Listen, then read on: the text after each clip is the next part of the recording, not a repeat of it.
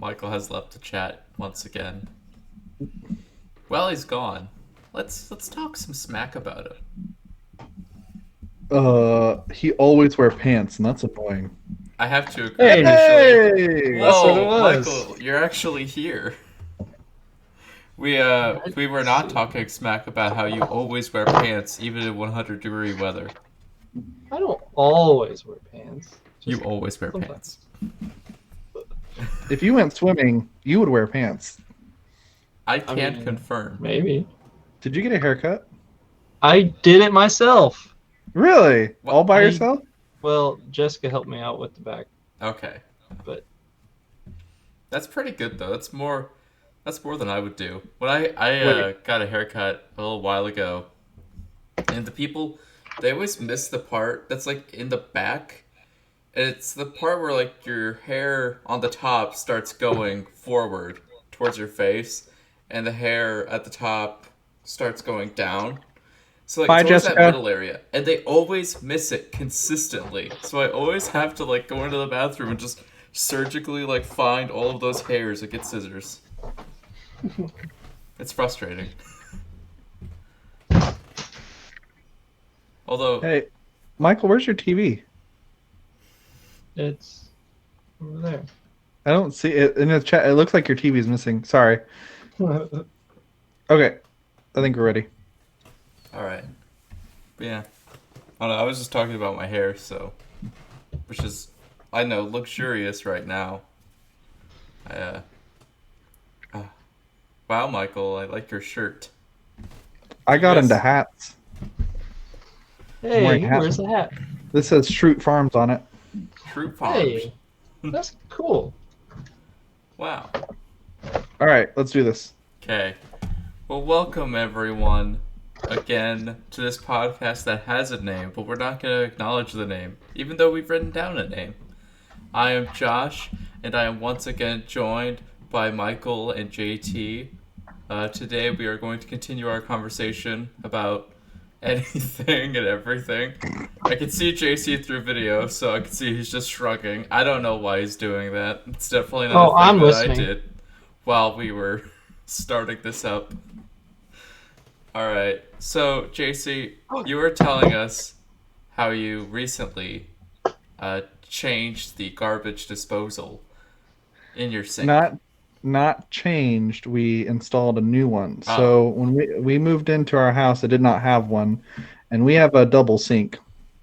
And so yeah, we've been wanting one for a while, and at first we were just gonna have someone do it for us. And so we called up, yeah, I don't know. We called up our local business, and they go, "Yeah, that'll be about $600." And I was like, "Oh, so you'll provide the garbage disposal too?" It's like, "Oh, no." And I was like, "But that's the whole point. Are you just gonna come here and not install anything?" And then, okay, but anyway, so we like that's just way too much money. That's way too much money to spend on installing a garbage disposal. And so I started researching on how to do it myself. And I went out and bought the garbage disposal, and I went to Menards. So I don't do housework like that. I've never done anything because this is a new house. So I went up to the guy at Menards like, "Hey, I need some help. I don't know what to do." And he goes, "Yeah, you need these parts." And I got these. It's like an extender that connects your pipes together for garbage disposals. And I was like, okay. So I got it. Didn't work at all. He had no idea what he was talking about. It was way too small and it didn't work. So I took it back. I had the pipes and stuff back, and I said this didn't work. And I was rummaging through the aisles trying to find something, and then for $14 at Menards, they have this do-it-yourself garbage disposal kit. Comes with all the pipes. You can do it for double sinks, single sinks, everything. And I did it myself, and I had to cut down some pipes to size, but yeah, it works. It's really cool.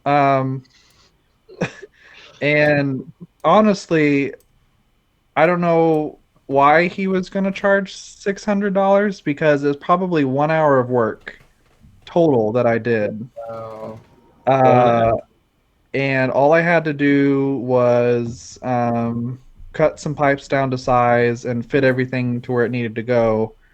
And I only spent probably like $20 total on the pipes and then however much the garbage disposal itself was. Now I can say that the another project that we want to do eventually is wire a switch to turn it on and off, right? So right now what we have is during like Christmas time you can get those remote on and off switches for lights outside in your Christmas tree. Yeah. So we have one of those. It's in under the sink, and then we just have this like little remote control that we push on and off. It's probably Oh. not safe at all because if someone with the same type of frequency remote goes in and just like happens to drive by and hits the on button, it's going to turn on our garbage disposal. But What are the odds? Nah. yeah, Should be fine. you never know. Think weirder things happen. Could But you imagine trying to like open your garage door and you accidentally press the garbage disposal button instead? Those remotes. You're like, oh dang it. but yeah, it's actually really cool. So if you ever want to install a garbage disposal, try to do it yourself first because you could save a lot of money. Yeah. $600 basically. I feel like And that it's was always. not convenient. I do feel like it's one of those things too where like people don't realize how cheap things really are when you know how to do them. Exactly, like Like car repairs. car repairs. There are so many car repairs that are super cheap if you could do it yourself. And I like mean, I know it's changing your oil becomes really cheap when you know how to do it yourself. Or yeah, and when companies don't trick you into paying a lot more money for repairs than you need to. well, if you remember that the Taurus that you had Yeah. before, um, it needed a new water pump and something with the wheel on the left side a few years before you had bought it from me, and I went there and they wanted $800 to fix everything. Wow. And my grandfather said, "Just drop it off and I'll have it fixed." And he bought the parts, and everything only cost about, I think, $100, all the parts to fix it, and it took him like just a few days. Huh. So, like, I'm not trying to say don't go to your local car repair shop. Like, I'm not trying to say don't support your local businesses, but also if you can try to do it yourself, you'll save money and you'll learn something. Yeah. That's always good. I mean, like, it's like with a lot of things. Just being able to fix it yourself means that you don't have to spend so much money. Like, Hmm. that's one of the things, too, is it gets. It could be a little complicated if you're, like, living in a smaller apartment. Like, my apartment right now, I don't really know how I don't think I'd be able to, like, change my car's oil by myself at the apartment size I have Hmm. now. The apartment I'm going to be moving into is bigger, so I think I could store more stuff in it. But right now, it'd be like I would have so much stuff for car repairs just like stored probably in my living room because my apartment's just too small. So sometimes it's just not practical.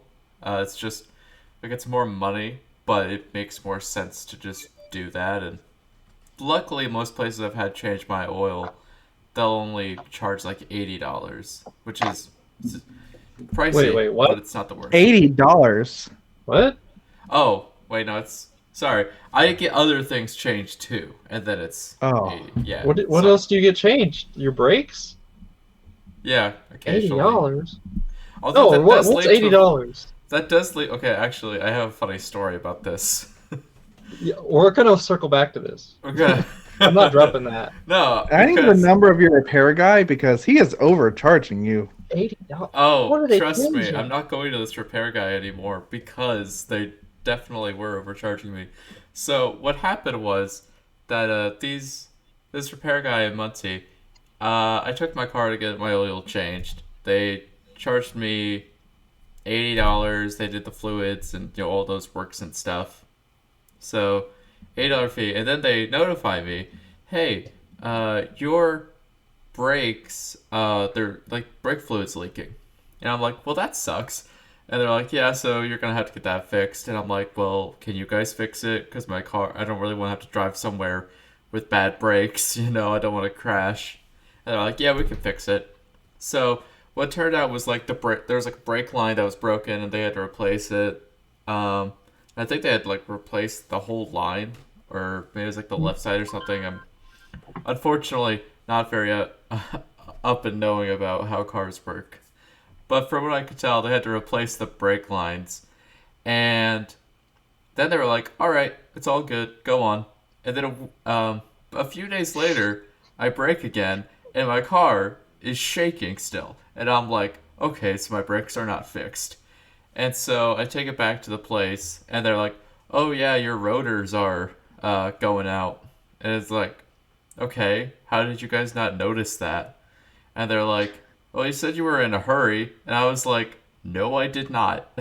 What? Yeah. So I ended up So I ended up spending $150 for those brake lines, and then no, it was actually 200, and then they made me come back to spend $400 more because they didn't fix the rotors.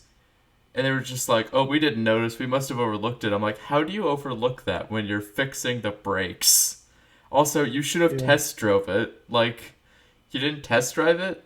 Like, I've trusted these guys before because they were pretty honest in the years prior, but now I'm like, okay, let's say that, you weren't lying. You're just an idiot if you didn't even check." yeah. Um, and like I said, I was referencing this before we talked a bit more, but I actually do know that they were upcharging me because a former $80. employee, I accidentally ran into him at Walmart. We just ran into each other in one of the aisles. And he said, "I finally had to quit last week because they keep doing this to people." And I was like, "Oh, so you did intentionally just not look at my brakes and like my rotors." They're like, "Yeah." I was like, Oh, "Oh, so you made me a hazard for an entire week." Yeah. Oh, okay. Then he like referenced Ay, me ay, some other ay. place. He was like, "I'm really sorry about that." And I'm like, "Yeah, okay. I mean, whatever, man. I get you have to like, make money, put food on the table, but like also, you do realize what happens when your brakes don't work, right? And you're going 70 miles per hour on I-69. Bad things happen. That's what." Ooh. So, yeah, that really frustrated me. I'm frustrated as well about Yeah, it was Jiffy Lube and eighty Muncie. dollars. $8. Okay, Okay, okay, wait. okay. Let's No, break I it have a down. question Itemize because this. maybe I'm just getting the works done, but I have always paid $80 when I take my car to get like. so What are you getting? my local business here, well, that's not local. Midas is where we take our cars, and a standard gas or oil change that comes with a tire rotation and full point inspection cost me $45. Okay, well then I'm definitely going to places that are charging too much because that's. I've just always gone to places that do that. I didn't know. And if you just get the oil change by itself, it's like 25 to 30. Yeah. Well, So, our cars have full synthetic oil, so it costs more for ours. Like yeah. Sarah's, my wife's, her car is full synthetic, and she has to pay 65, but she still gets full tire rotations and the full point inspection, um, and they do everything for that as well. Now she had a similar situation um, as you, Josh. Before her car that she used to have was a Santa Fe, and I can't remember exactly what it was, but it was something with the radiator. The radiator basically exploded, and in result to them not fixing the original issue. So the first issue we brought it to them. It cost $2,000 to get it fixed, and it had something to do with the car overheating. And we brought it in and paid the $2,000. Well, her dad helped us pay for it, but paid the $2,000, and it worked for like a day. And then all of a sudden, while she was driving down the road, she heard this big in her car, and she pulled over, and the entire engine had like melted. Oh. Oh. And we brought it in, and they said, "Oh yeah, a gasket blew up and caused it to melt all the way through the radiator to the transmission." And they said, "Yeah, we can fix this, but it's not worth it because it's going to cost you another $3,000." And I've told her if I had the confidence that I did now going, talking to people about overly priced things, I would have been like, no, we paid you $2,000 to fix the original issue. You need to either refund us that or fix this next thing for free because we just basically gave away $2,000 for nothing. Yeah. And Wow. but we ended up just saying, no, we're not going to have it fixed. And we got a different car. Yeah. Because at that point, the car was ruined. You couldn't drive it. Yeah. I mean, yeah, that's kind of the thing. Is I just feel like there are so many of these irresponsible companies that, because the thing is, as long as they don't fix everything, then you always have to come back, and the real profit is in labor charges. It's not like the pieces themselves, which, as we've talked about, is what makes so many of these repairs so expensive if you don't know how to do them. It's because they're charging you for labor. And so, if they fix one part, so with mine at Jiffy Lube, I got the brake lines fixed. They didn't fix the rotors. If they don't fix the rotors, then I have to come back to get them fixed. And so Ay, I ay, tried to ay. talk to them about it and be like, okay, you guys should have seen this. What's going on? And so I was able to get them down from, they were going to make me pay $700, but I was like, no, you guys should have seen this. And they went down to 400. It's just, it's just frustrating because it's just like, okay, so if my rotors just don't work and, I crash, like, I guess that's oopsie doopsie. Ta. Guess I'll die. True Yeah. story. Guess I've become a danger to myself and others, but oh well, what are you gonna do? So along this theme, um, I have been changing my own oil for the past couple of years, and honestly, I don't know. Like, okay, at Walmart, the oil I get is like $16, and then the filter is like 5, and that's it. So $21 in tax, and I can change the oil. But you know what that means? I have to crawl under the van because we don't have ramps for it, and it's kind of miserable. So honestly, it's not a bad idea. I mean, yes, you do save money doing it yourself, but if you have a vehicle that's harder to work on because it's lower to the ground, I would all for it. Yeah, absolutely. Take it to Midas and not pay $80. Uh, Well, but now that I know I've been being upcharged, because I think I also did get like some other things done. I just don't remember off the top of my head. I have receipts in my car. I can go check them. It's just, we need proof. you know But what? Fine, I'll go right now and do it.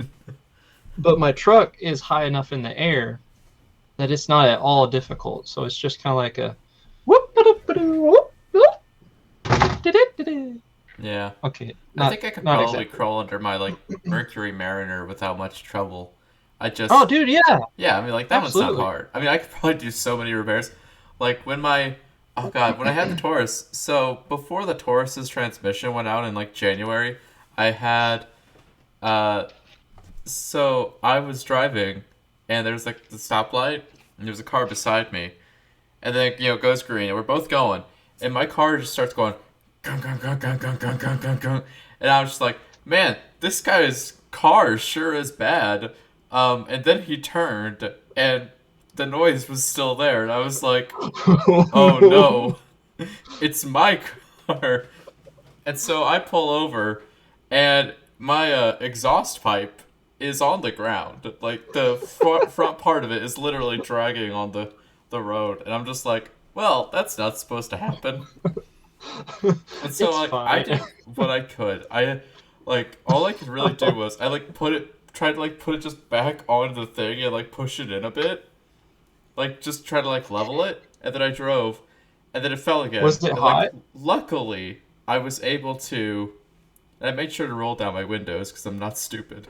Uh, I drove to my apartment, and it fell down again. And I was just like, I can't do anything. So I kept driving, and then I just backed up and pulled into my like parking spot. So I basically like drove down the road, got to where my parking lot is. I just backed up all the way to my parking lot and then into like my space. And I tried like so much so that I didn't have to call a towing service. I bought like a bungee cord. I bought like those straps. I even I had my I think like my brother took me home or something. But yeah, we go home. I get like these wire hangers, and there was actually one that was extremely convenient because it was like a U shape, and then it had little hooks at the end. So it was actually very convenient because it would hold up the pipe. I did that, and it still didn't work, and so and like three tries I did, and I would get like pretty far to get to the mechanic shop for the muffler, and then it would just fall. And it was like I was like gotta go back. And so I did that, and then finally get the wire hanger, start going. It falls immediately, and I'm just like, okay, I have to call a towing service. Now, luckily, the wire hanger was still holding it, so it was just on the ground. But it wouldn't like fall off when it got towed. So, yeah, the guy was able to tow it. He drove me to the muffler shop, and I got it all sorted out. And they basically had to change the entire exhaust system, but it only cost me $167, so that wasn't too bad. Hey, I know, they were yeah. really good. So I was pretty happy about that. Um, of course, 2 weeks later, I'm home and my transmission goes out, so less than good. Which was funny because, like, in southern Indiana, it's not like central or northern Indiana, because southern Indiana has these mystical objects called hills. And I was in Paoli, and, like, I was like, sorry. I was, like, in Paoli, and, like, there's all these hills. And I was just at like the valley of one, and then it was like check transmission, and I'm trying to go up, and my car's like not having it, and so I just had to like floor it basically to go all the way, just like get to like 45 miles per hour, and yeah, that was not fun. And then it was my dad was like, oh, if you check AutoZone, like Advanced Auto Parts, they should be able to figure out what's going on. And so I'm just like, okay, I'm gonna go down this hill again and try to figure it out. Go down, they're like, oh, we don't do transmission, and I'm like, oh, okay. So I basically have to like speed my way up onto the hill, flooring it the entire time. My car's transmission is not having it. And it was like, it took forever just to get up to 20 miles per hour. And it was like, when I got to the crest of the hill, and this was probably a good like, I don't know, a good like 300 meters or something, but like, it took a long time just to get to 20 miles per hour. And you guys are making fun of me because I move my hands a lot. I feel this is just rude. Anyway. I don't know. But yeah, it took me so long just to get to 20 miles per hour, and then I got home. And yeah, when I did, I was like, alright, so I need a new car. So it was just like, I spent a good $167 just to spend $3,300 on my Mariner. But luckily, my Mariner's been really good, so not too worried about it. That's great. Yeah, I'm happy to hear that. yeah. And now, Michael, you are brushing the... This is what's called a transition into the next piece. Wow. It actually... So okay. today we're going to be talking about Star Wars. Just to pause on that, actually, that looked really cool, how you brushed it and the lights reflected. Yeah, they're like twinkling on the brush as you're doing that, so it looks really cool. Yeah. This like is it. a handmade brush made by Sang. Oh. It's Thank you, pretty. Sang. And JT, would you like to, because you're wearing the Star Wars shirt, introduce us to our next topic? So I believe we will be rating all let's see, 11 Star Wars Yeah. movies, Mhm. from favorite to least favorite. Mm-hmm. So who wants to go first? So, Oh, I I've actually got need a a list second. for you. I need a second because I know this was my idea, but I forgot to do my homework. Just give me a quick second. So the way I see it, my list has changed over time. Uh, when I was a kid, I didn't have least favorites or favorite movies. They were all just Star Wars as a whole for me. But I think once I've gotten Odor? older, As I got older, older, as I gotten as I've gotten older, older, I've realized that my opinions really stink. someone better open up a Hey, got window. him. No, but since I've gotten older, I think I have developed a list, and I will list? always a list. Stay with me. That's not funny. It's a serious. Okay, you've got a list. You've got a list. Okay, so I have always held the original Star Wars trilogy dear to my heart. It has been by far, I think, the best Star Wars movies, in my opinion. So I will say Empire Strikes Back will always be my favorite. It'll always be at number one, because I don't know. It's really good. It has a really good story and it reveals a lot. And it's the pacing of the action in the movie and the storytelling is consistent throughout the whole movie. Um, and did you know that the line in the end of Star Wars Empire Strikes Back is not Luke, I am your father. It goes, no, I am your father. Okay, I have something Yes, to say thank you. about It's this. very overquoted. I have something to say about this. I What? do not think that this quote comes out of some ignorance to the actual quote. I think it comes from this thing you see a lot in journalism and just a lot of writing called like bracketing, which is basically when you take a quote and you need to be more specific so that people understand the context or something. It makes sense.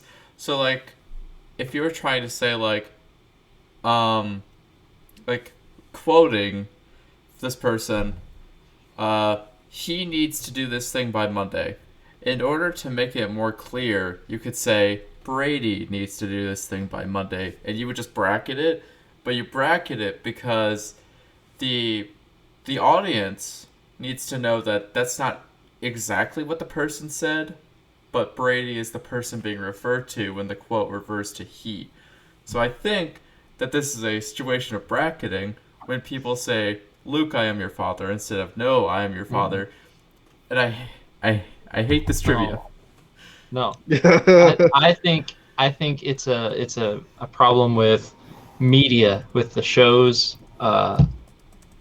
TV shows will repeat the line incorrectly, and I can't think of a specific one, but I just remember growing up, there were like, I don't know, like Family Feud. They'd make a reference to Star Wars. Luke, I am your father. Everybody's laughing. That's not correct, actually. Yeah, I I can't think think of a specific episode though. I assume that someone had said it and it just kept going down the line until, because it's like the Mandela effect. It's everyone can say, "Oh, what's the memorable line from Empire Strikes Back?" Luke, I am your father. And then no one believes you when it says it actually is, no, I am your father. But anyway, so that's my favorite all-time Star Wars movie. That will always be my favorite. Right. And then from there it goes A New Hope, and then Return of the Jedi.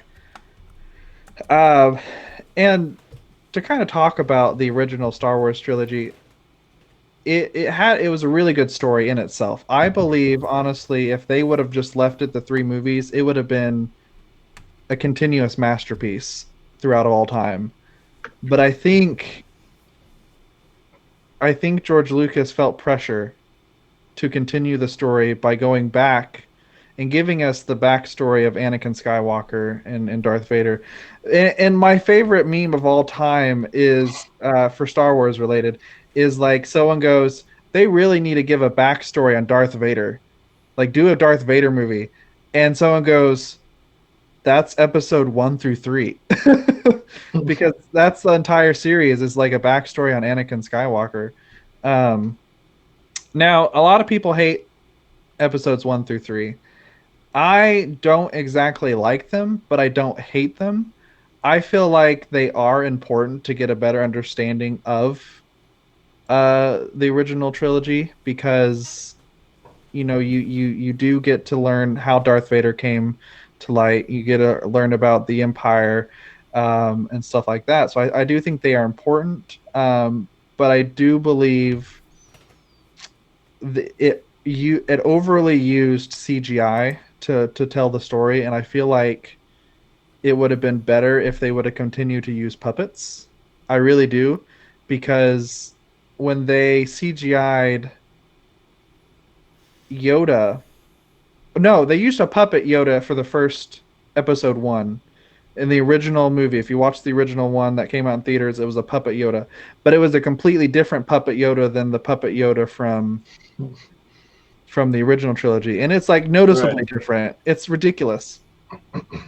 But I understand that what they wanted to do with the episodes 1 through 3 could not be done with puppets. It was impossible. I mean, you can watch the movies and try to imagine puppet Yoda fighting Count Dooku in episode 2. I mean, it's not exactly possible without using some sort of CGI. So yeah, I do like the episodes 1 through 3. I think they are very good, but I don't exactly like them and I don't hate them. I think they're important to the story. Um, and we don't talk about episodes 7 through 9. Uh, Wow. Okay. okay, now I let see. me go. I'm gonna be very unpopular tonight. Let me let me go back. I will say I absolutely loved The Force Awakens. I really felt like it was a really good movie. I did not like episode 8 and I did not like episode 9. Okay. Because and I'll tell you why. And I'm not going to get too much detail because I don't want to overstep on anyone else's ratings. No, this is But I this is where we get into it. Well, we can get into over detail after our ratings. Yeah. We'll argue. So episode 9 was good. It was better than episode 8. But I think that they made a wrong move with bringing back Emperor Palpatine. I think that should not have been the main reveal. I felt like that his story was done in episode 6. I think, yeah, episode 6. So when they brought him back, it was at a really awkward time, and I do not think that they introduced him very well, because it's like the beginning of the movie. It goes, there's a transmission from Exegol, and it goes, I'm the Empire, and I'm going to come back and steal your children. You know, it's exactly what it says. Go back and watch the movie. But anyway, so when they got that transmission, it was just like that came out of nowhere. First, we get the defeat of the First Order. You know, Supreme Leader Snoke is killed. Spoiler alert for anyone that's watching or listening to this and you haven't seen Star Wars. Uh, he's dead, and I thought the direction was just going to be okay. It's Kylo Ren's the Supreme Leader now. He's going to be the main villain, and I wonder if it was a creative difference between Ryan Johnson and um, JJ. J.J. Abrams. I think it was a creative difference on their storytelling. So I wonder if J.J. Abrams was the continuous director for all 3 movies, if it would have flowed better. I just don't feel like I feel like there was a separation of storytelling, and you can tell the different directors for those movies. Um, Honestly, if I had to choose who the reveal for the return would have been, I think it should have been Darth Plagueis.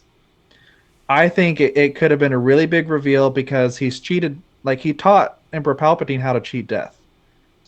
And it would have been a huge reveal, like, oh yes, I'm Darth Plagueis. I've been here since and they lost a good opportunity. And they keep teasing people because if you listen to a lot of the tracks for when they talk about Emperor Snoke or Supreme Leader Snoke, you can hear the Darth Plagueis theme in the background in all the movies. They kept like teasing that a lot, but and then just lastly, I'll finish with the 2 standalone movies. I really liked Rogue One. I thought it was really good. I thought it played true to the original series. I saw a lot of good themes with it. It was good. Solo, I think it was good. I'm not for sure if it was necessary. I think it was a cool story. I did like it, but I'm not for sure if that was the right story. I like how they showed how they met, Chewie, how they met. That was cool. But it didn't it doesn't sit very high on my list. I'll just say that. Okay. But Mhm. I think you will find my list uh more controversial. Okay, so if yours is more controversial, then I'll go next because No, no, no, no, no. I'm gonna be more We similar. need we need fence sitters to be on the opposite sides. I will destroy this gate. Let me just Okay. I'll say my piece and then we'll audience, you can't see this, but we've been doing hand motions this entire time. It started with me shrugging, and now it's just been insane. But yes, uh, you, you know what, Michael? I guess we could go more controversial. Yeah. Okay. So, firstly and foremost, like Empire is my favorite, and I think I will say this. I think it is. Because I know people say, like, oh, Star Wars movies, they're all kind of campy and dumb or something like that. People kind of have that sentiment. I think Empire is one of those exceptions where it's like, I think it is one of the few Star Wars movies that is an actually really good movie.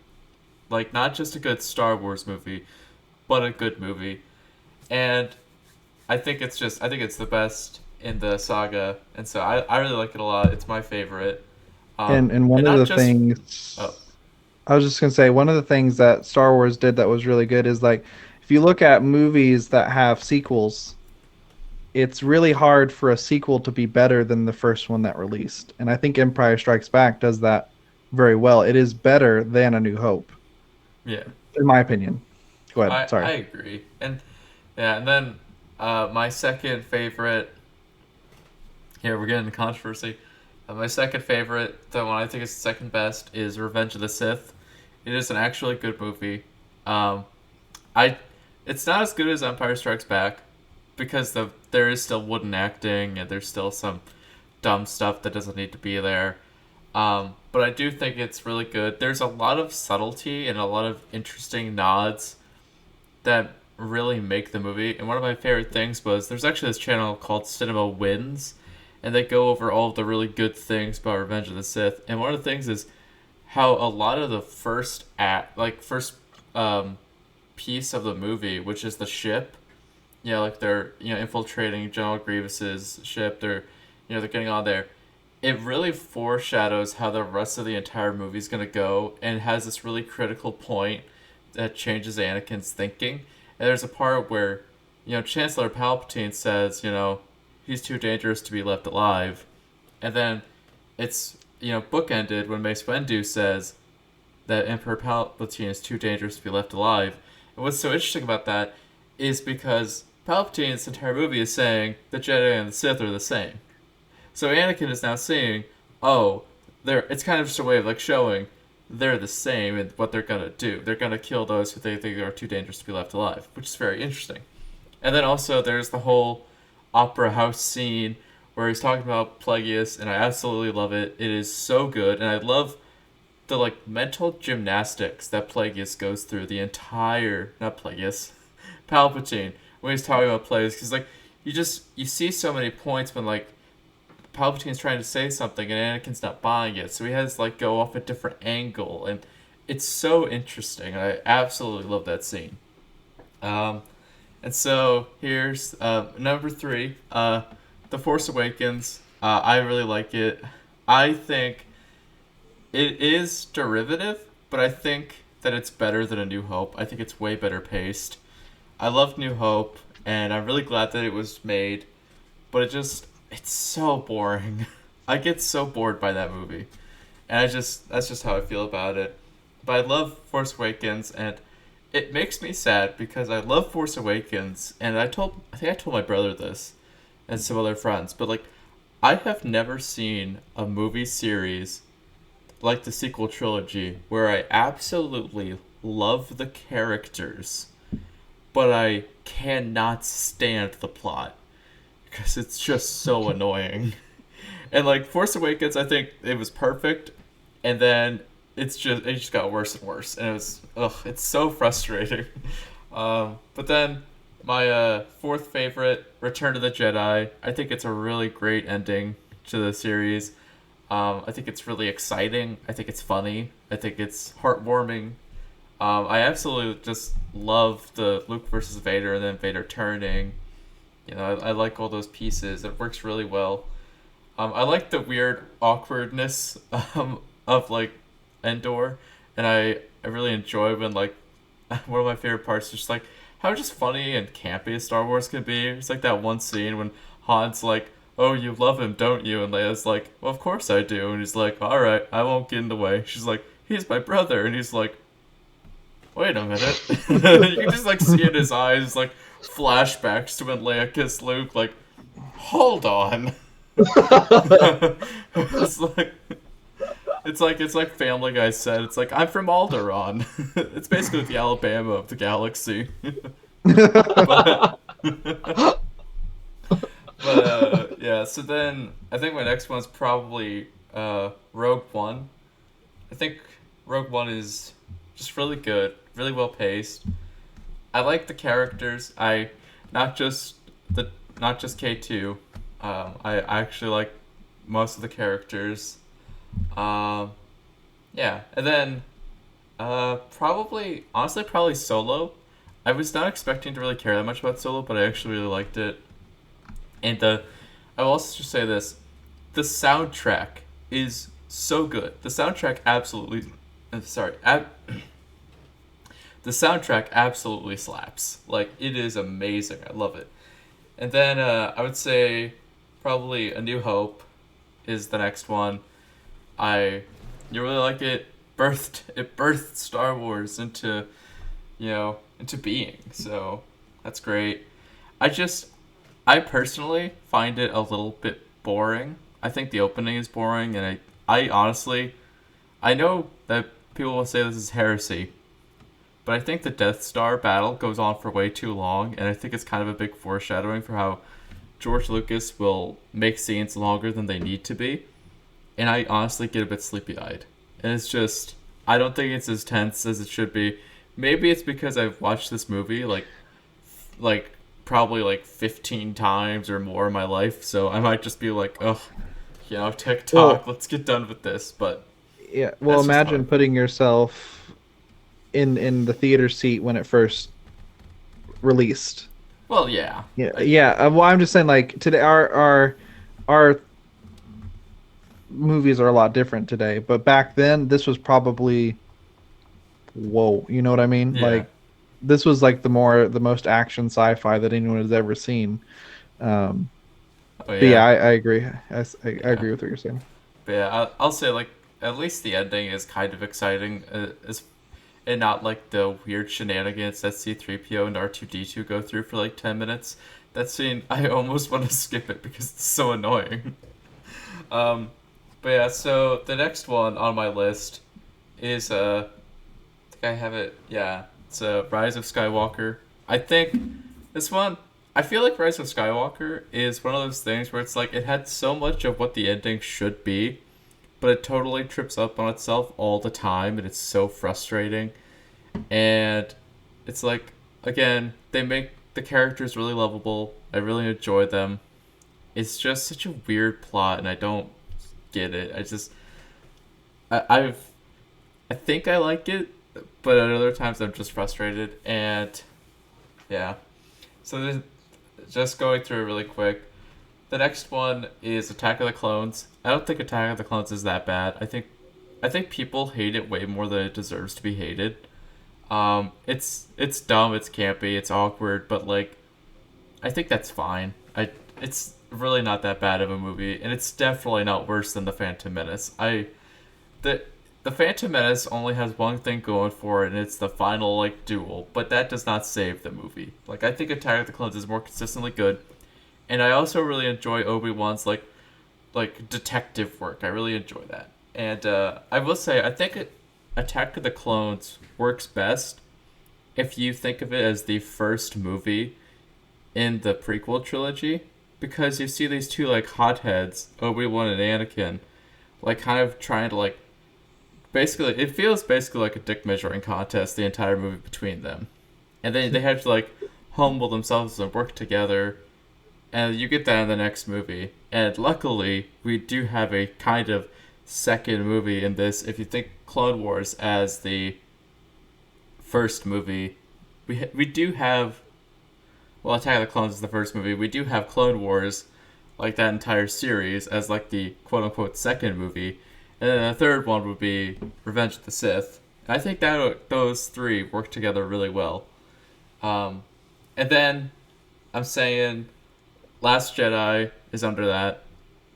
Last Jedi is so boring. I just don't care.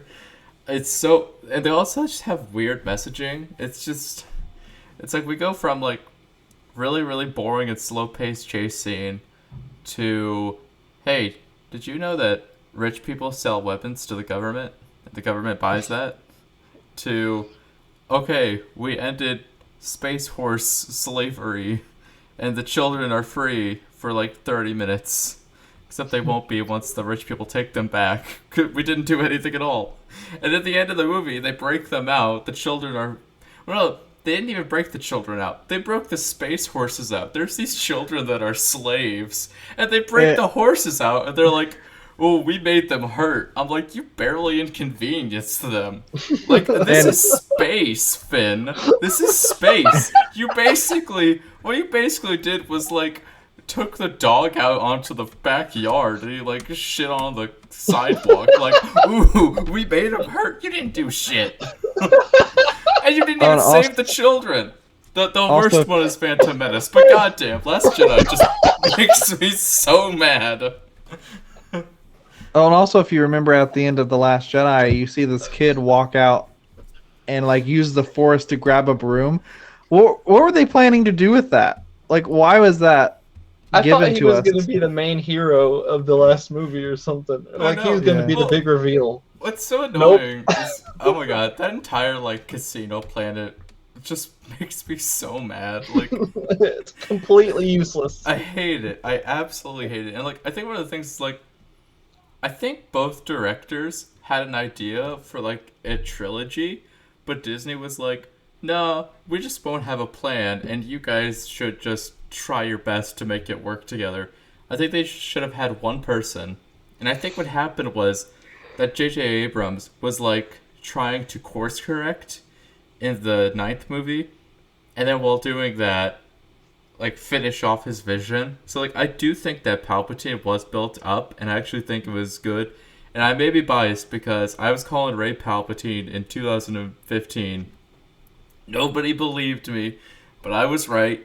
So I might be biased, but I liked that twist. But I don't know. It is frustrating because it feels like The Last Jedi was just weird. It also just felt mean-spirited, like, to what Star Wars is.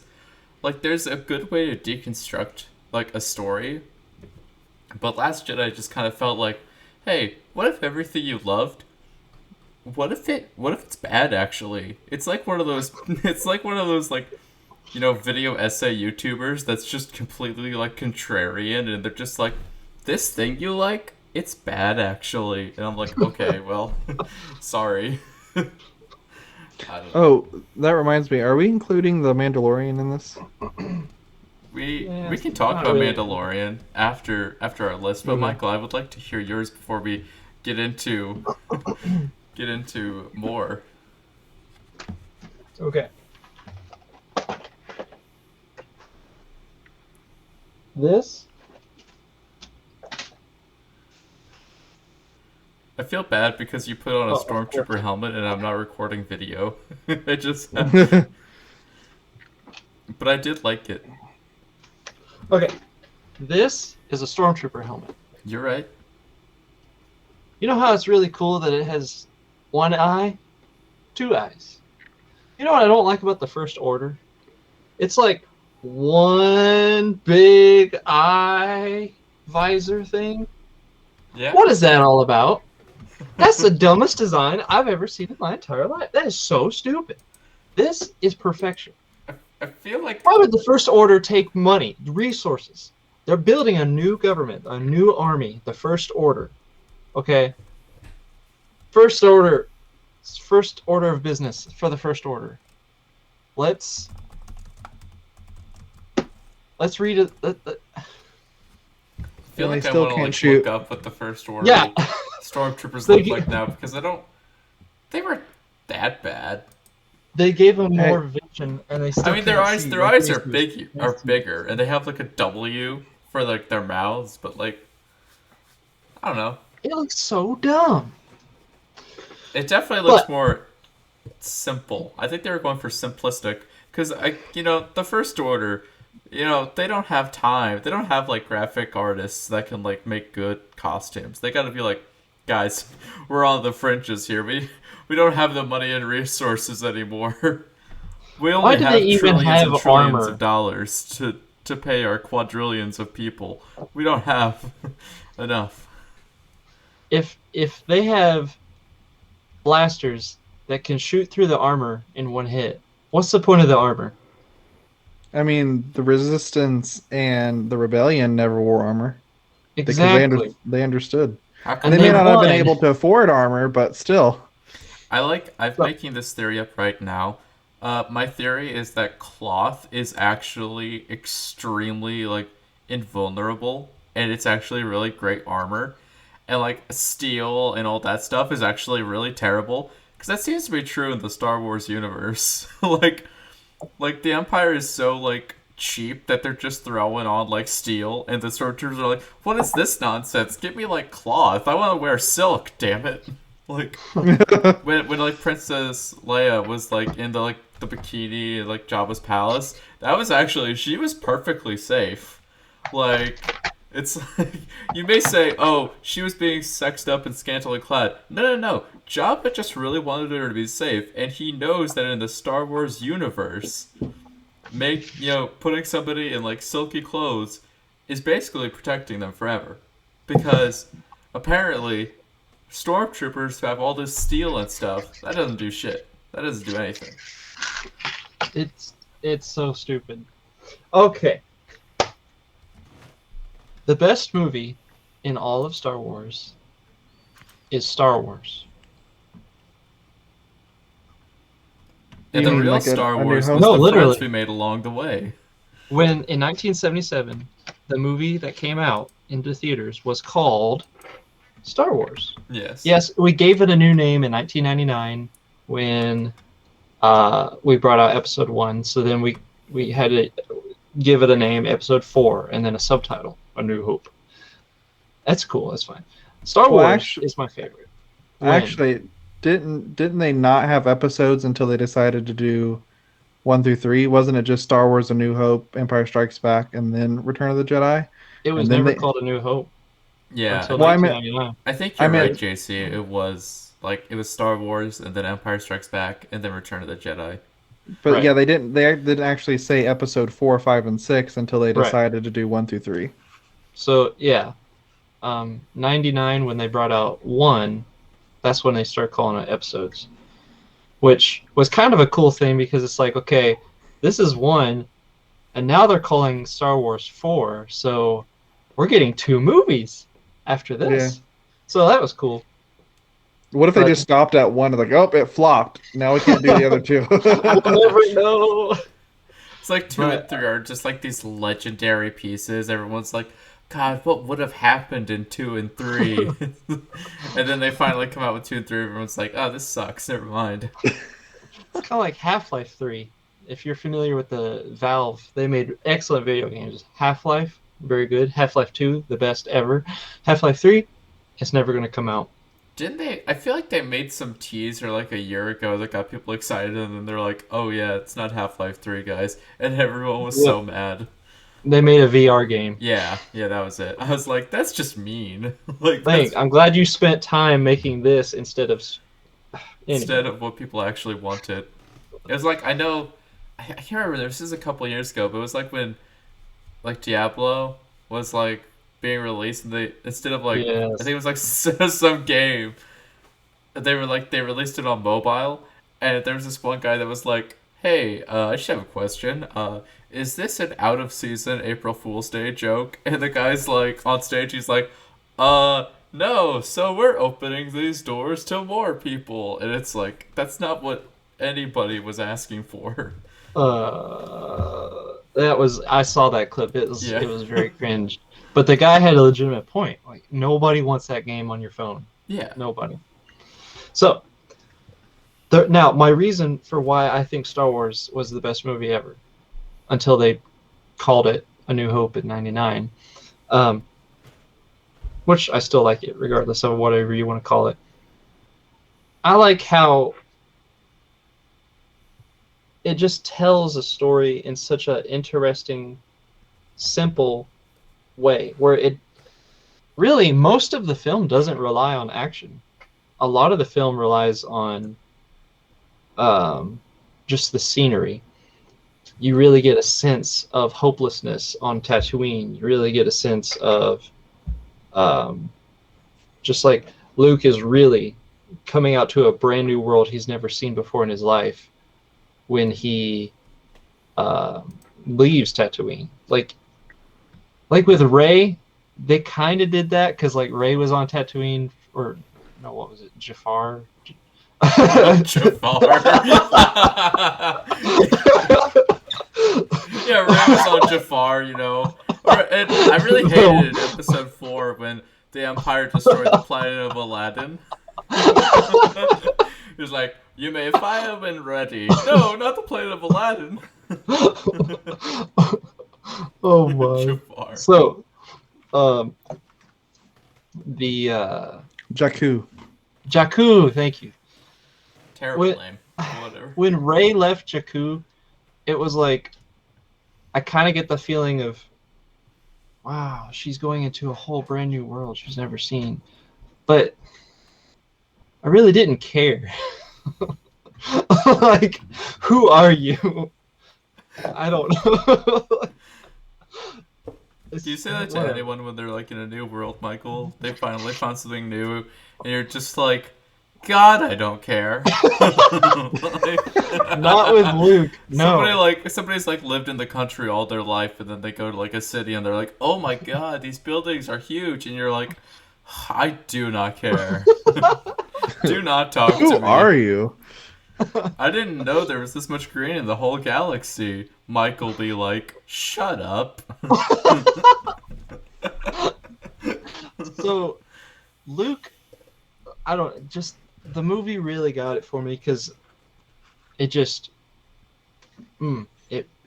it's absolutely, in my opinion, which can be wrong or right. I don't know, whatever. Right, wrong. Who cares? This is what I think. I think Star Wars Episode 4 is the best. Followed by 5. Followed by 6. 4, 5, and 6 perfectly meld together into my top 3, but technically I view it as 1 because they're I mean, yeah, I guess we can rate them separately, so I am 1, 2, 3, but the original trilogy. Now, Rogue One is my 4th choice. I really like Rogue One quite a bit. It feels like it fits in the original trilogy vibe. It really gives off the aroma, if you will, of just what the original trilogy was all about, and it feels right, and it's a very good film, regardless of, I don't know. In the beginning, it was a little bit like, what's going on with this guy in a white coat? Like, okay, what's the point? And then as it progresses, it's like, oh, this is really cool. It was a great film. Great film. Top tier. You're gonna hate me, and I'm ready. Don't worry, Michael. I've hated you for years, so Let's ready. circle around to Rogue One. Best line of the whole movie. All right. Don't choke on your aspirations, General Krennic. I love like Yes. dad joke Vader. I like to believe that like Vader just realized that he's a dad, and he's like, "Oh my god, I have an idea. Let's do the choking and say don't choke because I'm funny. let's do the choking. Let's let me do the choking on you there. Look." That's how Palpatine was able to have a daughter who had a daughter. That's how Rey came along. It was the choking. Yeah, Okay. a lot of Anyway. choking and hand chopping in the Star Wars universe. It's a Oh, theme. maybe. Started to think George Lucas is projecting a bit. Like he's secretly. Secret. All right, go on, Michael. Uh-oh. What are your So, next favorites? You said I'm gonna hate you, so. episode 1. Oh, It's I my do fifth hate favorite. you. Cancel, No. Michael. Well, guys, Ah. we have run out of User time for this disconnected from your episode. channel. We've run out of time for this episode, so I will see you guys never. We're canceling this. Well, it's been a good 2 episodes, guys, but Yeah. I don't think we can do this anymore. No, we're not even putting this up. This is canceled. Oh, wait, we can cut this out. We can cut it out. That's fine. Yeah. Cut it out. Yeah. Okay. Episode 1. The target audience was literally me. I was a child, and I latched on to the parts that they were trying to reach. Michael, we're the same age. We're all the target audience. Well, we watched it at the same time, and you know what? Maybe you were more mature at that point, but as a child, I thought Jar Jar Binks was amazing. I love Jar Jar. I've never loved a character more until they ruined him in episode 2. Have you heard the theory about Jar Jar Binks being the main villain of the entire series? No. Okay, so there's a theory that goes around that says that if you watch episode 1 and specifically watch Jar Jar Binks, you can see him doing things like he's manipulating people, how they talk and what they do. And the theory is that originally Jar Jar Binks was going to be the Emperor Palpatine of the movies. He was going to turn out to be the guy that was controlling everything. There's a good video. I'll send it to y'all. Y'all need to watch it. It's good. It makes a lot more. It makes sense. We'll put that in the show notes, but I totally do believe you, JC, and I think I've seen the same video. But like, there is one scene that I see that does convince me, and it's like it's 2 instances, and it's when Padme is talking, but you see Jar Jar's lips moving at the same time in sync, and it's like that was CGI. Like he was a CGI character. Like that's not just like some random person in the back just moving their lips at the same time. Like Jar Jar is saying it and he's looking directly at her. The people who made that, like one of the benefits of like, CGI is like they had to take the time to do this. Like CGI takes a long time to make, to animate. So like they totally it was totally on purpose. I believe it 100%. And the theory goes that the reason why they didn't continue on with it is because so many people hated Jar Jar Binks that he's like, nope, well, we're not going to do that now. So then he continued to be clumsy. Yeah. Now I think what happened was I think that Jar Jar was supposed to like appear as like a goofball and goofy and stupid, but George Lucas accidentally overshot it to the point where it was just annoying.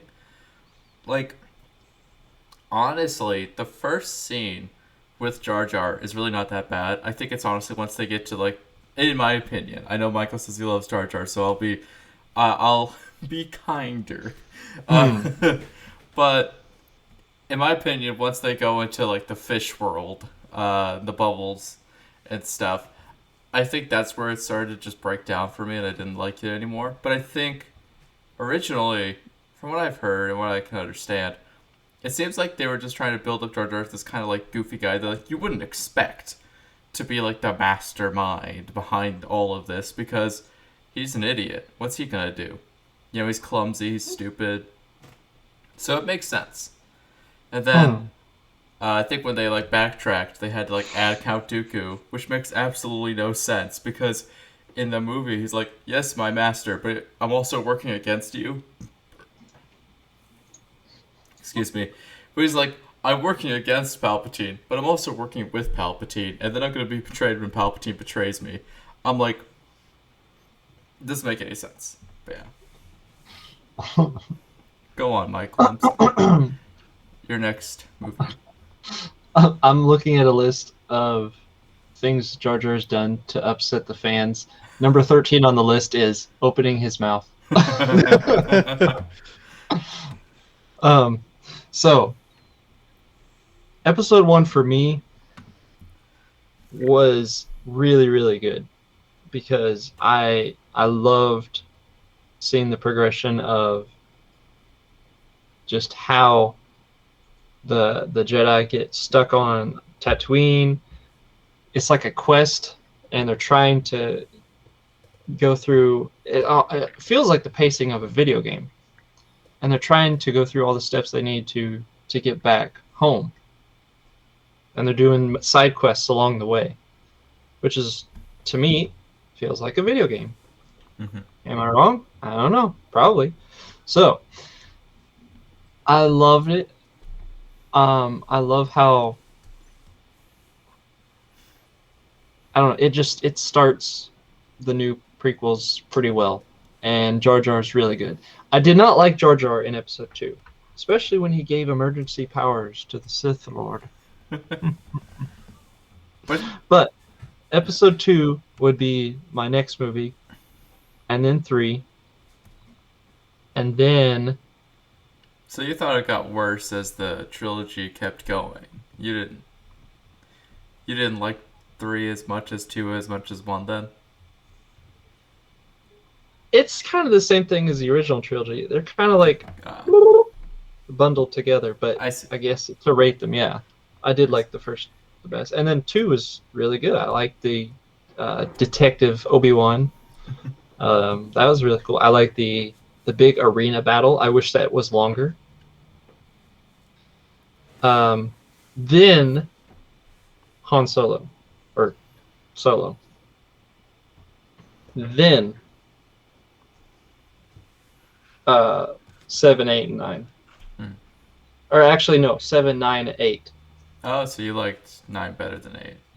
Yeah, 9 was slightly, I mean, on a list of poop, it was like bloody diarrhea, and 8 was like bloody diarrhea with vomit and actual human body parts. Like, it was absolutely... Why in the world did they take Luke Skywalker, the most beloved character, and they're just like, let's make him absolutely hateable in every possible way. Grumpy old man Luke. Let's make him the worst person there is. Like, literally not even a good person. Episode 8 is also just so boring. Like, I think I would... For the pacing, I think episode 8 is the absolute worst in that. It's just...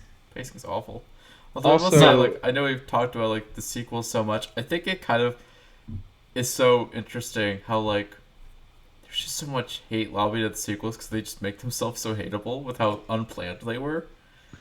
Because, like, I will say one thing, which is, like, it seems like with the trilogies, I would probably put, you know, like you said, like, it's bundled, like, the original trilogy kind of bundles together. I definitely think the original trilogy, on its own, I think it is the most consistently good of any of the trilogies. And then, like, the prequel trilogies have, like, good ups and downs. And the sequel trilogy is always kind of like starts off really high and then just dips. It's like the prequel trilogy at least gets, for me, it gets better every movie. The sequel trilogy is just like, wow, we're doing great. What if we just nosedive? And then episode 9, it's like, hey, a dagger. That if you hold it up to the light, it shows you exactly where the throne room is. Well, what if they were standing in, like, a different part? Like, what if... How did they know they had to be exactly, like... Let's just say north. How'd they know they had to be north of the Death Star? Instead of it being called Rise of Skywalker, should it be called Goonies 2? Exactly. Like, what in the... Don't just everything is so coincidental. Just, here's a random dagger. Okay. Go to this random place. And then there's like a coincidence of the Death Star being right here, And the coincidence is that's exactly where you should be standing in the first place. Yeah.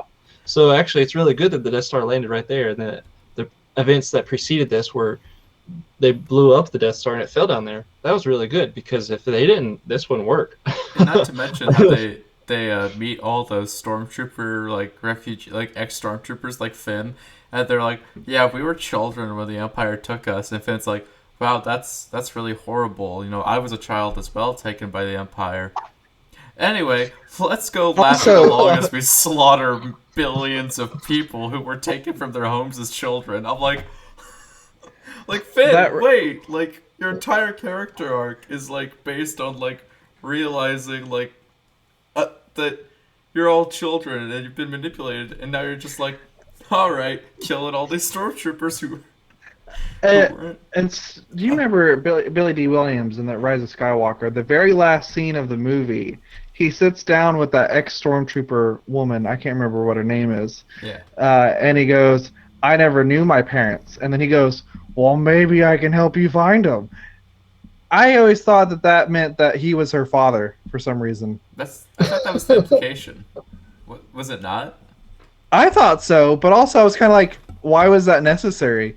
And the reason I said that was because one thing that I think that they overdid was like in every movie they had to release something about someone being someone's mother and father or something like that. So like in the first one, it just so happens that not Luke Skywalker, Han and Leia was Kylo Ren's parents, right? And then I don't know if there was a reveal in the second movie, but then the third one, oh, it's Emperor Palpatine's granddaughter, right? And then Billy D. William had a child. It's like I think it's cool that they did that, but I don't think it was necessary to drive the plot of the story. I think if they were going to do anything, they should have stuck with Palpatine's or stuck with Kylo Ren, their story. I don't think that they should have done both because that was just a milking that story thing. Yes, you know what I mean. But like, It's true. I don't know. I don't feel like it was necessary to have two different sides from the family in that sense. But I think for at least J.J. Abrams' story, they did the whole triad of the Force thing that Emperor Palpatine talked about, where he could like suck the life force out of him and rejuvenate himself. Yeah, I will say I did like seeing Emperor Palpatine again. It was cool. But also, you think he would learn from his lessons that using lightning was the reason he was deformed and died in both series, in both the original and the prequel trilogies. Mhm. Why would you use lightning again? But not only that, but one of the things that's so frustrating is like he totally like is super OP and uses the lightning and it's fine, and then it's like, oh, I can't use the lightning anymore because the plot demands I don't. It's like you just won, and also I think what could have been really good. I think if I was like say like I get put in the writer's seat, what I would have done was, I would have had the Palpatine twist because I think he works as a good like saga villain. Like he's as a villain throughout the entire saga. I think that makes sense to me. And then also the like flip flop of like in the original trilogy you have a villainous Palpatine and a heroic Skywalker, and then in the sequel trilogy you have a heroic Palpatine and a villainous Skywalker. So I think it does work in that way. But what's dumb is that like Emperor Palpatine should have been introduced as the plot twist of the ending to Last Jedi. It should have been like Snoke's dead. What do we do? Like where now? And then you hear like Palpatine be like, "I got some ideas." And then what I would have done was the ships are already in motion. Like all of his ships, they're already in motion. They're already going out to all the planets. The Last Order has been enacted. Like it's going now. And we get a sense of their like destructive capabilities when like say like Jakku is just obliterated completely. You're like, oh, these are planet destroying ships. And then the last movie is this tense movie of them trying to decommission all of these ships all over the place and like being stretched too thin as the rebellion because there's not enough of them. and they have to call upon the will of the entire galaxy and everyone working together to decommission all these ships.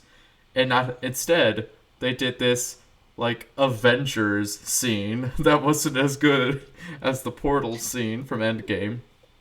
And then have them be like, "Oh, we just have to shoot this flower, and then we'll win." Which was the dumbest thing. I was like, okay, at least in the Death Star, like, it was pretty protected. But like this is just like, alright, I made a planet destroyer that's literally the size of a small moon. And it got destroyed. So instead, I put it in the open.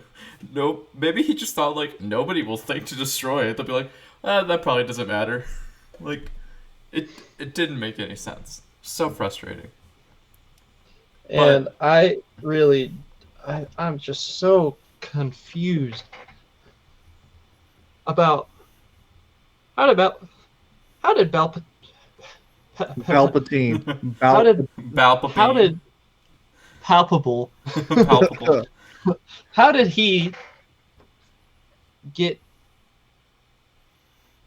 produce offspring? And then What do you mean? Like So if you look at it, he had children before the events of Episode 3, because the way it works is, so Palpatine had a kid, and he grew up. He was probably like 20, 30, or 40 years old, whichever. And then his son had a child. So all this happened because I had the same conversation with my wife, and we tried to lay it out. So he had a kid at some point, whether or not it was if Emperor or Palpatine at the time had a wife or something. I don't remember if he did or not, but he had the kid right before the events of Episode 3, before he became the Emperor. So it's not like Emperor Palpatine was like getting down with some random person when he was all wrinkly and gross and in power. It was before that. I think he's got his charms. He could actually look. It's a alien planet. It's an alien galaxy with trillions of life forms. I think there's probably got to be a few people that are into it, that are into him. It's just so shoehorned in.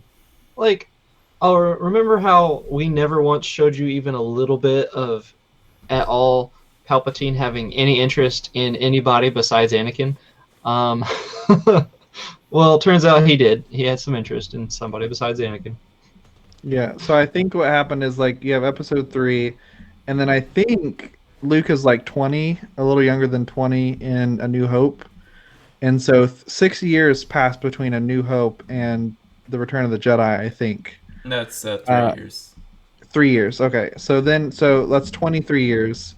At that point, Emperor Palpatine's son could have gotten married and had a kid. And then so we have another 15, 16, 17, however many long years between that and when Rey is now grown up. Wow. Also, though, if you do the math, turns out that Han and Leia probably conceived Ben on Endor, which take that with what you will, because it is like the dates match. They would have been on Endor, so that Ewok village they were getting down. Yeah, you hear the little Ewok songs, and Han's like, "Damn, baby."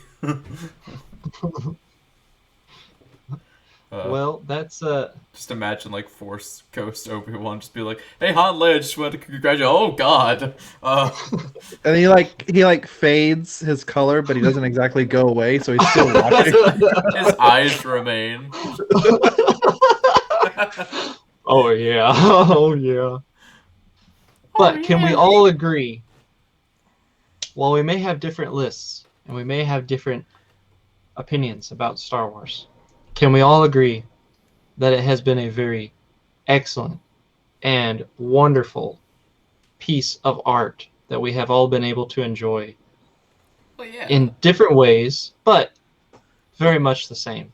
I think I appreciate the continuation of the story, but I do think it would have been better to leave it alone rather than use it as an opportunity for Disney to make more money. I will say that through Disney, we have received The Mandalorian and a final season of The Clone Wars and The Bad Batch. So I appreciate that. But I really feel like Star Wars was a masterpiece on its own and didn't need anything extra. Right. Personal Right. opinion. So I don't think Disney necessarily did it for the money because I know a lot of people did want a continuation of the saga. Like a lot of people wanted to see a sequel trilogy. I wanted to see a sequel trilogy. Uh, and I loved the books that go beyond, like all those. I can't remember what they're. There's like the Thrawn trilogy. There's all those books that go beyond Episode 6. And I really liked those books. But I think, for me, like I mean Star Wars is like one of my favorite sci-fi shows. I think the only one that I think when I was a kid it was probably my favorite sci-fi show. I think now it might be Doctor Who. I may have switched. I don't know. I love both very much, so it's hard. But like Star Wars is always gonna have a special place in my heart, and like I love it. I could watch it any day and I'll enjoy it. And like it's also like there's also Knights of the Republic, which is a really great series. Really enjoy Hmm. it. And so like it's all really good. And so I am happy that I get more Star Wars. But I will say, The Mandalorian, I'm not the biggest fan of it. I think like we can transition into the shows now, but I am just not the biggest fan of The Mandalorian. And I will say I didn't like the first season very much because I think it was very inconsistent stories. Like it didn't make a lot of sense for me. I mean, the overall story itself made sense, but just each episode was something completely different. And I think episode or season 2 was more consistent on its storyline. So what they were doing had like each episode led into the next one, and it was just one continuous story. Um, I will say that this, Michael, have you seen season 2? Yep. Okay. Um, I will say I did enjoy the Luke reveal at the very end of season 2, but I feel like they had a missed opportunity to bring back an older character in his place. I did appreciate seeing what's her face from the Clone Wars. Ahsoka. Ahsoka. Ahsoka, thank you. Who's I that did like character seeing, you thought should have been there instead of Luke? oh, Mace Windu. Oh. But Mace Windu died. Did he though? Oh Did my he? god, here we go. Okay, does this need to be another episode of this podcast? Is this the theory behind Mace Windu surviving? Because Yes, in the let's put that. rule Yes. in rules of any movie and series, if you don't see the dead body, it's not exactly dead. Because Even if if you do, okay, so cuts his hand off, shoots him out with electricity, but there's flying cars all around. He could have easily been just plopped into one of those and survived. you know what? No. I say we continue this because that I mean, if Palpatine can just, oh, I'm back. Like, yeah, Palpatine fell down this giant chute and then exploded at the very end, and he still survived. The whole thing went boom. I mean, I guess maybe. I mean, you guys are bringing some points that might, to the untrained eye, seem logical, but I, the very big brain of this podcast, I disagree. No, I guess that makes more sense than, what it would be for. Probably makes more sense than Palpatine surviving. I'll give you that. And But honestly, I think the reason why they haven't brought him back into the movies, at least the live action, is because I don't think Samuel Jackson wants to do anymore.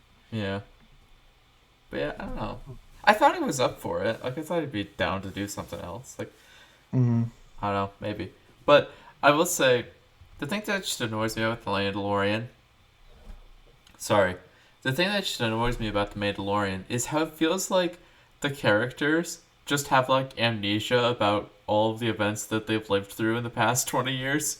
Because they're like, there's like a scene where like, they're like, what's the Force? And I'm like, what do you mean, what's the Force? Or like, it's like, or like Baby Yoda does some like Force maneuver.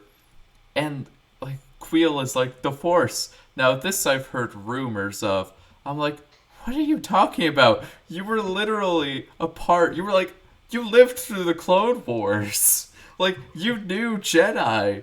And then, like, all of them being, like, surprised by, like, Luke existing, it seemed like. They were like, are you what they call a Jedi? I'm like, Bo-Katan, how are you surprised by this? You literally knew Ahsoka.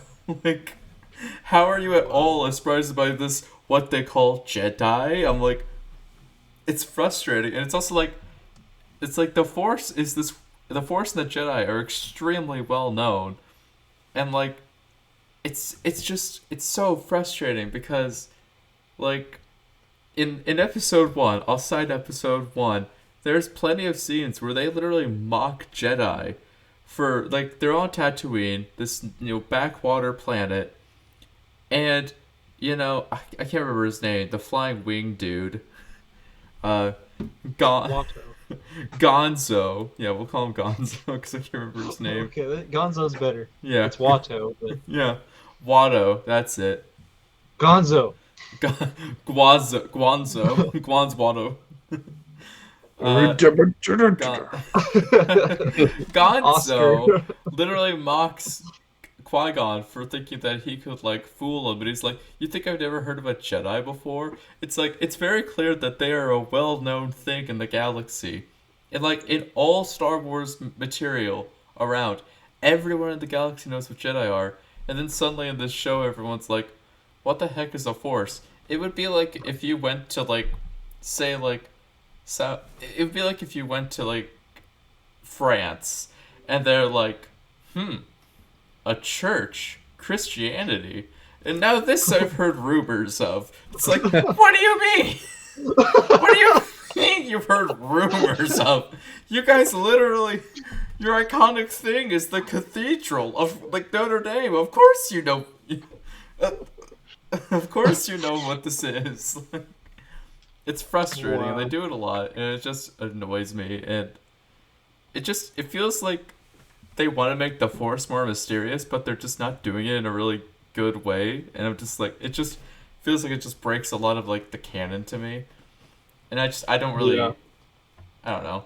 And I also don't really like a lot of the side characters. I think a lot of them are kind of annoying. And I will say like, I can't remember his name, the bald guy, the like stand-up dude. I both like him and dislike him a lot. I really don't I think I remember his remember what you're talking about. The Imperial guy. Yeah. I also think it kind of shows. I kind of feel like the characters are a little bit forgettable, but like I can't remember any of their names except for Mando, Baby Yoda, or Grogu. Which Grogu. don't even get me started on how stupid that name is. I absolutely hate that name. It's like somebody was high and they watched Dragon Ball Z and they were like, I love the main character Grogu. They're like, you mean Goku? Is like, yeah, but write that down. I like that. Wow. Okay. Well, I know our time is running short, but I figure I might as well put a little 2 cents in. Season 1 was like individual quests, almost like video games, like side quest, side quest, side quest. And then season 2 was actually like a continuous story. Season 1 had a story that overarched, but it was more sparse, I guess. They were both good, relatively. But yeah, 2 was better. But it was a pretty good show. I thought I it will was say alright. I like the dark saber. Yeah. The Darksaber was very cool. That it's really cool to see Disney bringing in stuff outside of what's already been seen in the movies. Yeah. So the Darksaber was canon in video games, books, stuff that we never get to see. And now, pa pa pa pa, ta ta, the dark saber. It's shown on TV, and it's very cool. It's very very cool. Yeah, I do like the dark saber, and like I like how they do bring in those new elements or those old elements from past shows. Mm-hmm. I will say I think season one's actually better. I like season two, but one of the things that frustrates me about season two is Jason's just frowning at me. Okay, season two frustrates me because it feels like it drags its feet through so many of the episodes just to get where they need to go. And like, there's so many episodes where it's like, oh, okay, we're going. Oh, there's a minor inconvenience. Let's spend 30 minutes fixing this minor inconvenience, and then we can go. And it's like, The spiders are not a minor inconvenience. That was just an accident. uh, I don't Not know. I didn't not I didn't like how it felt like it dragged its feet. What I liked about season one better was like they were individual quests, but I really loved how like all the characters in these quests and everything, they come back. Like each character was important because he has to go back and reunite with them all and be like, "Hey, I helped you out here. Help me out now." And I thought that was really good. Um, Yeah. I do like how the second season introduced a lot more characters and expanded the lore and everything, but I just don't feel like it was as good as season one. I still think it was good, kind of. I don't know. I feel like The Mandalorian to me is kind of like an okay show. I'm like, it's all right. I think it could be better, but I still think it's good for their first Yeah, live action. I think that they're going to learn a lot from this show and move into Obi-Wan's show. yeah, Yeah, and that'll be good. I'm a little worried for Obi Wan's show because I'm just like, I hope it's not gonna be this like I am on Tatooine forever, or else it's gonna be. I think it'll lose steam because I'm kind of like, Well, not to deviate into a longer conversation, but I had made a comment a while back when they announced Obi-Wan. I made a comment on a Facebook post for a group that I'm in, and I said, I think that this means that they're going to be bringing a live-action Obi-Wan, and they're going to bring back Darth Maul. And they go like, no, they've already done that in the cartoon show. They already brought back Maul. They're not going to bring him back, to live action. That's ridiculous. Why would they bring back Darth Maul? And I was like, it's going to happen. And then they bring him back in Solo. We see Darth Maul at the end of Solo. And I really think that they're going to take the events from Rebels. I don't know if you've all seen Rebels, but there's a scene in that where Darth Maul and Obi-Wan Kenobi have their final battle. And Obi-Wan and Darth Maul fight, and Obi-Wan kills Darth Maul. And that's the end of that story. And I said, I really think that they're going to take that scene and they're going to put it into live action, and they're going to meet each other again. Because Rebels is not exactly canon. So they it's can not. rework not in the live action series. So when Disney bought it, they said that the only things that were canon were the movies. Well, I thought they said the movies and the animated shows like Clone Wars and Rebels because I know they produced Rebels throughout to the end of it. I might be wrong. I'll double check on that, but Yeah. I thought it was only the movies. But Nah. they have free reign over this Obi-Wan show, so they could do whatever Yeah. they want. If they don't bring back Darth Maul, I feel like they're wasting a good opportunity to continue on what they showed in Solo, because it doesn't make sense for them to tease Darth Maul being back if they're not going to actually bring him back. I actually had a theory about why Darth Maul was shown in Solo because it kind of makes absolutely no sense to do it. But I have a little theory that what they were planning with these anthology movies was some kind of like very thin connection through each movie. And it was basically going to be, because I know Boba Fett was supposed to come into production, but then they scrapped it. I think that they were going to have Darth Maul reappear in that, and there was going to be some bigger role he had. But then they scrapped the movie, so it didn't matter. Because it really doesn't make sense why at the end he's like, oh, I was behind everything. Like, even my dad was confused by that. Like, because he hasn't watched the shows. He hasn't, read any books or done any video games. He's just watched the movies. So when he saw Darth Maul appear, he's like, oh, he's back. I can't wait to see him in the sequel trilogy because he doesn't watch the shows or anything. So it's just so confusing for anybody who just watches the movies. They're like, well, wait, why did he reappear? He's alive, but we're not going to show him anymore. And it's like, it's kind of frustrating. So I think they should bring him back, and like they can reenact the scene. It's not that hard, and I think it makes a lot of sense to end with Obi-Wan and Darth Maul fighting, and then you kind of just get, good old like Yeah. Obi-Wan looking at the twin suns, and then he walks away. Maybe he sees Luke running around, being like, "I'm Luke Skywalker." But But well, yeah, it's been a fantastic episode. A lot of good talks here. yeah, good stuff. We could probably spend a good chunk of the day just talking about Star Wars stuff, but probably There's keep a it lot. here. There's When we were talking, there was so much more that I wanted to comment on, but I was like, it's going to bring up a longer conversation, Yeah. and this is going to turn into a 4-hour, 5-hour podcast episode. Yeah, right now we're at like a hour 38, hour 40, so probably be a good long No, podcast. I We'll mean, if we get it all the way to like 9 hours, then it could take me down to Alabama. I mean, we'll like do a live stream podcast one day when you're driving to Alabama. Michael will have you on and just be like, "Hello, Michael, how are you?" And the entire episode is just gonna be like, "I really liked when this happened." It's just gonna be like the audience listening to it. Turn right like, on I hate Interstate this. 75. Yeah, episode 3 is just you just going, and it's just like, please subscribe. Like, I don't want to. This is gonna be the quality. Yeah. well, again, this is Michael signing off. This is Josh signing off as well. Michael has frozen on the camera. I'm JT, and I'm not signing off. I'm going to stay forever. You can't make me sign off, alright? This isn't how this works.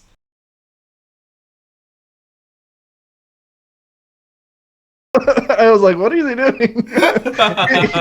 You go No. grab your cup, and you're like, I just threw my hands up.